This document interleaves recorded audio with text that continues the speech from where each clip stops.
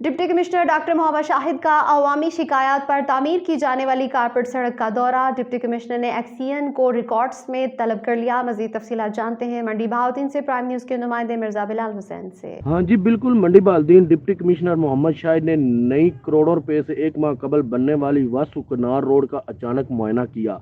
उन्होंने सड़क की खराब खस्ता हालत का फौरी नोटिस लेते हुए एक्सीएन रोड को अपने दफ्तर तलब कर लिया और रोड के सैंपल लेने की भी हिदायत की। डिप्टी कमिश्नर ने कहा है कि तरक्याती स्कीमों के लिए सूबाई हुकूमत हर मुमकिन वसाइल फराहम कर रही है। तरक्याती स्कीमों में मटीरियल के म्यार पर कोई समझौता नहीं किया जाएगा।